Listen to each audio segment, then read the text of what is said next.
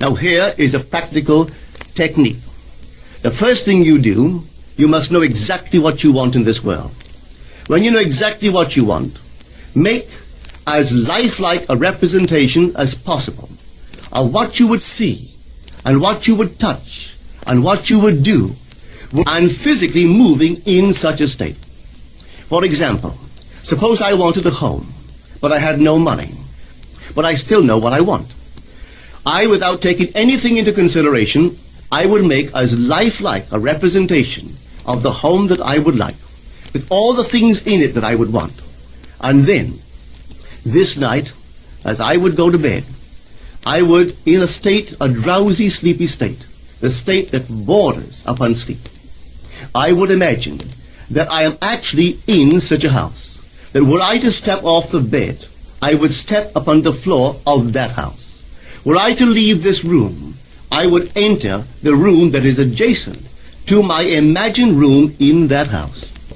And while I am touching the furniture and feeling it to be solidly real, and while I am moving from one room to the other in my imaginary house, I would go sound asleep in that state. And I know that in a way I could not consciously devise, I would realize my house. I have seen it work time and time again. If I wanted promotion in my business, I would ask myself what additional responsibilities would be mine were I to be given this great promotion. What would I do? What would I say? What would I see? How would I act? And then in my imagination, I would begin to see and touch and do and act as I would outwardly see and touch and act were I in that position. If I now desired the mate of my life, were I now in search of some wonderful girl or some wonderful man, what would I actually find myself doing that would imply that I have found my state? For instance, suppose now I was a lady. One thing I would definitely do, I would wear a wedding ring. I would take my imaginary hands and I would feel the ring that I would imagine to be there.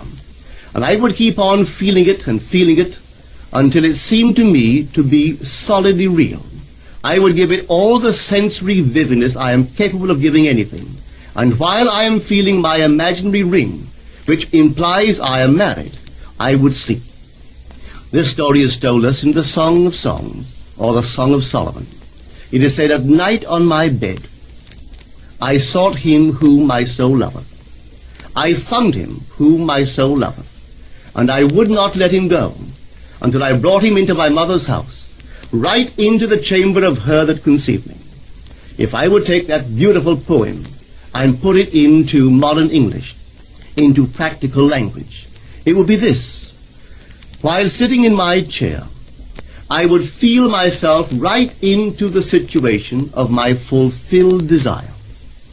And having felt myself into that state, I would not let it go. I would keep that mood alive, and in that mood, I would sleep. That is, taking it right into my mother's chamber, into the chamber of her that conceived me. You know, people are totally unaware of this fantastic power of the imagination. But when man begins to discover this power within him, he never plays the part that he formerly played. He doesn't turn back and become just the reflective life. From here on in, he is the affecter of life. The secret of it is to center your imagination in the feeling of the wish fulfilled and remain therein. For in our capacity to live in the feeling of the wish fulfilled lies our capacity to live the more abundant life. Most of us are afraid to imagine ourselves as important and noble individuals, secure in our contribution to the world, just because at the very moment that we start our assumption, reason and our senses deny the truth of our assumption. We seem to be in the grip of an unconscious urge which makes us cling desperately to the world of familiar things and resist all that threatens to tear us away from our familiar and seemingly safe moorings. But I appeal to you to try it. If you try it, you will discover this great wisdom of the ancients, for they told it to us in their own strange, wonderful, symbolical form.